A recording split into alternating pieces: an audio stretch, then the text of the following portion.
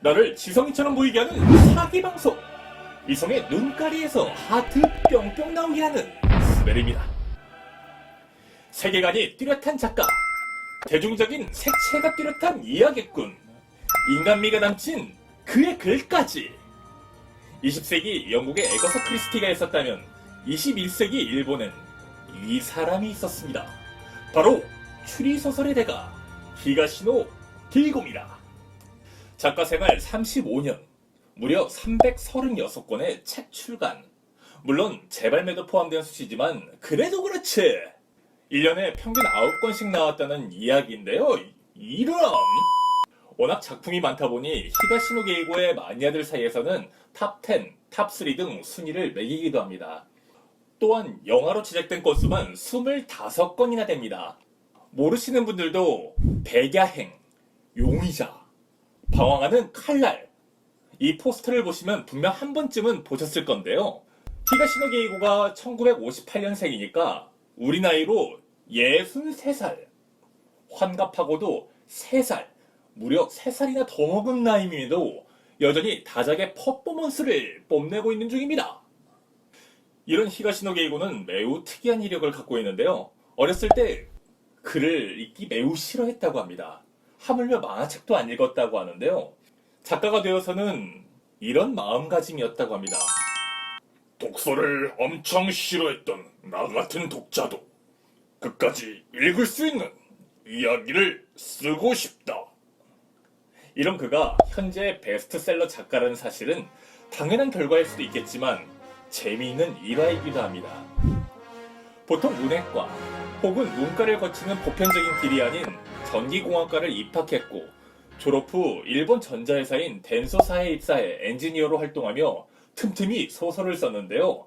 그 소설이 1985년 발표된 방과 후였습니다. 방과후는 제31회 에드가 람포상을 수상하며 화려하게 등단했고 이를 계기로 전업 작가가 됐습니다. 자신감이 뽕뽕 있겠죠.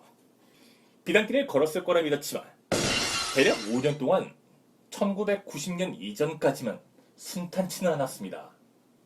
과거에 유명했던 현재의 주류 형식인 고전적 미스테리를 추구했기 때문입니다.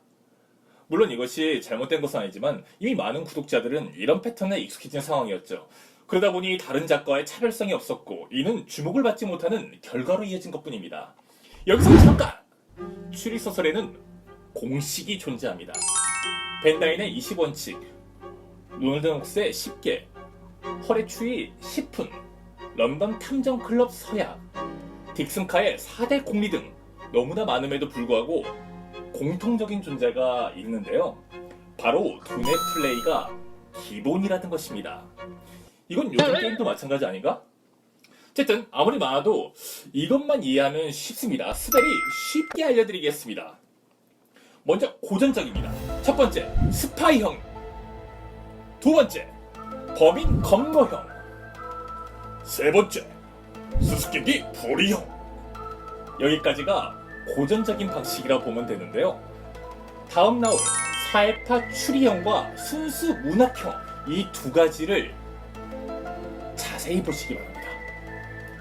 그리고 이런 공식에 대해서 이야기를 해주고 난 뒤 이성의 눈을 아주 지그시 존나 카리스마 있어. 이 기간 동안 히가시노 게이고의 신경이 알려진 바는 없지만 조심스럽게 추측을 해본다면 게이고 역시 전업 작가에 대한 고민, 작품에 대한 고뇌를 했을 것이라는 생각이 듭니다.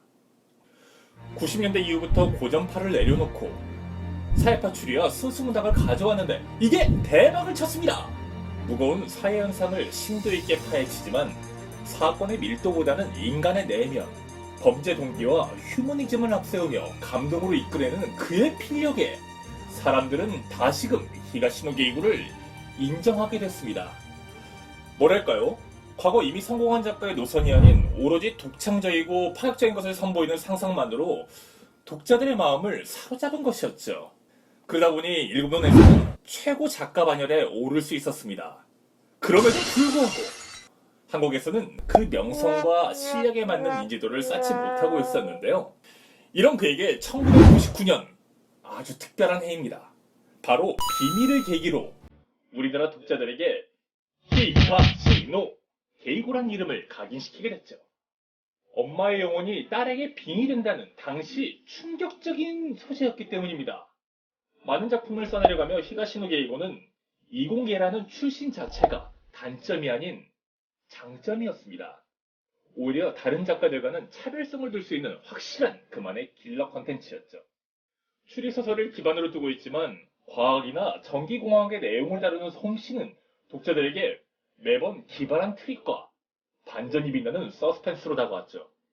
너무나 많지만 몇 가지를 꼽자면 천공의 벌, 한여름의 방정식, 플래티나 데이터, 라플라스의 마녀, 마력의 태동 등 셀 수가 없습니다. 참고로 라플라스 마녀와 마력의 태동은 서로 연관성이 있는데요. 한 번쯤 읽어본다면 소름이 돋을 수 있습니다. 바로 뇌 조작에 관한 이야기이기 때문이죠. 두 책은 2016년, 2019년 출간됐는데 지금 우리 사회에서 벌어지는 일들을 조금만 연결시킨다면 그냥 소설로 치부하기에는 섬뜩하기도 하고 다른 관점으로 보면 작가의 날카로운 지적일 수도 있습니다.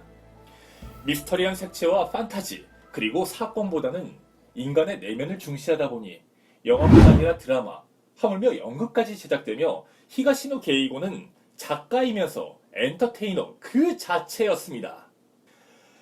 2부에서는 유명한 작가이자 돈 많은 싱글남, 환갑이 넘어도 다작을 쏟아내고 있는 그의 활력에 우리는 특별한 이야기들과 남아있는 그의 작품들에 대해서 만나보도록 하겠습니다. 이 정도 이야기를 해주는데 이성이 만약 반응이 없다면 다음 편을 기대해주세요. 여러분의 구독과 좋아요는 제게 아주 큰 힘이 된답니다. 지금까지 지식 사기 방송 스베리였습니다.